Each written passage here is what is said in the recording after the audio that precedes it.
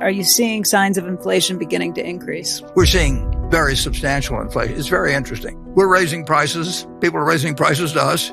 It's being accepted. I mean, it's not, take home building. I mean, the cost of, we've got 9 home builders in addition to our manufactured housing thing and then operation, which is the largest in the country. So we really do a lot of housing. The costs are just up. Steel costs just every day. They're going up, and there hasn't yet been, because the wage stuff follows. I mean, if the UAW writes a 3-year contract, we got a 3-year contract. But if you're buying steel at General Motors or someplace, you're paying more every day.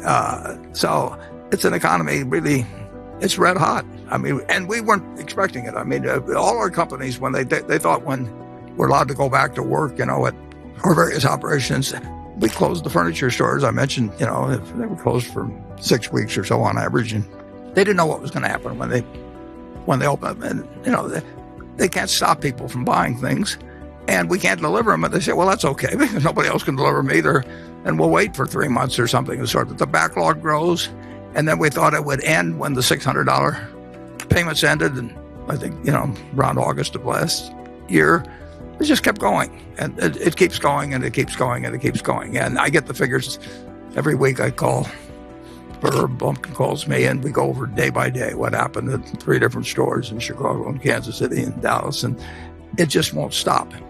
People have money in their pocket, and they pay the higher prices. And when carpet prices go up in a month or two, we announced a price increase for our costs are going up. Supply chains all screwed up, for all kinds of people.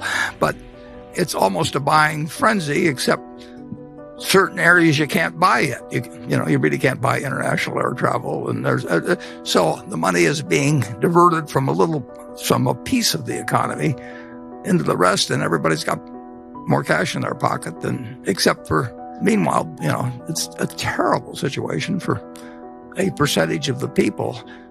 This suit, I haven't worn a suit, for a year practically, and that means that the dry cleaner nurse just went out of business. I mean, and nobody's bringing in suits to get dry cleaned, and nobody's bringing in white shirts. The place where my wife goes, the small business person, if you didn't have takeout and delivery services for restaurants, you got killed. On the other hand, if you've got takeout facilities, same source sales of Dairy Queen are up a whole lot, and they adapted.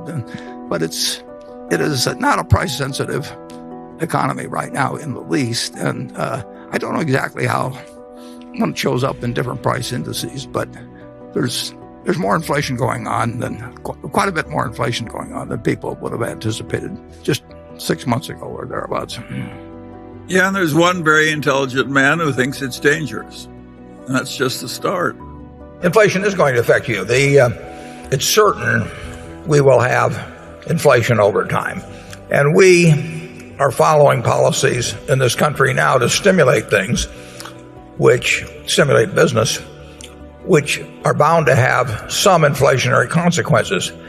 And to the extent that we borrow money from the rest of the world, it would be very human on the part of politicians in the future to decide that they would rather pay the rest of the world back in dollars that are worth far less than the dollars they borrowed. I mean, it's the classic way of reducing the impact and cost of external debt, and we're building up a lot of external debt. I always find it interesting when politicians now talk about using the taxpayers' money to do this and the taxpayers' money to do that, and how the taxpayers are paying the bonuses at AIG. We haven't raised taxes at all in this country.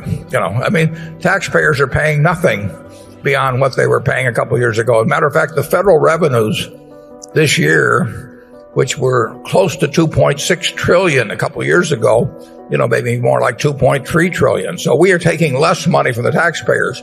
The people who are really paying for the things we're doing now will probably be the people who are buying fixed dollar investments, much of it from the U.S. government, and who will find the purchasing power when they go to redeem those investments to be far less. So you might say that the AIG bonus is probably the Chinese have are the people that are ultimately paying the most in terms of the loss of purchasing power they will have with their holdings of government bonds, U.S. government bonds, many years down the road. But it sounds better to say the taxpayer than to say the Chinese are paying for it. It's an interesting situation. I read that comment every day about how the taxpayers are doing this and that. I haven't had my taxes raised. You haven't had your taxes raised. They're giving me $250 back here pretty soon. Taxpayers haven't paid anything so far, and my guess is that the ultimate price of much of this will be paid by a shrinkage in the real value of fixed dollar investments down the road. And that will be the easiest thing to do. And if it's the easiest thing to do, it's the most likely thing to have happen. So you will see plenty of inflation. Now, the best protection against inflation is your own earning power. If you're the best teacher, if you're the best surgeon, if you're the best lawyer, whatever it may be, you will command a given part of other people's production of goods and services, no matter what the currency is, whether it's seashells or Reichsmarks or dollars.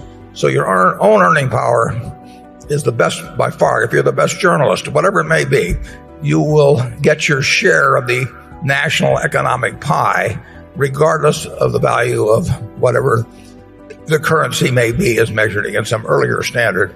The second best protection is a wonderful business. If you own the Coca-Cola trademark company, you will get a given portion of people's labor 20 years from now and 50 years from now for your product, and it doesn't make any difference what's happened to the price level generally, because people will give up 3 minutes of labor, 5, whatever it may be, to enjoy, 12 ounces of a product they like.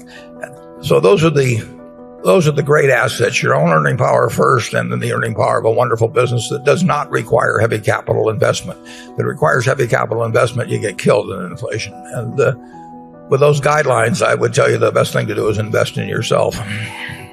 Yes, the young man should become a brain surgeon and invest in Coca-Cola instead of government bonds. If you discount it back, and you're discounting at present interest rates, stocks are very, very cheap. Now the question is what interest rates do over time. But there's a view of what interest rates will be based in the yield curve out to 30 years and so on. It's a fascinating time. We've never really seen what shoveling money in on the basis that we're doing it on a fiscal basis while following a monetary policy of something close to zero interest rates. And it is enormously pleasant. But in economics, there's one thing always to remember. You can never do one thing. You always have to say, and then what? And we're sending out huge sums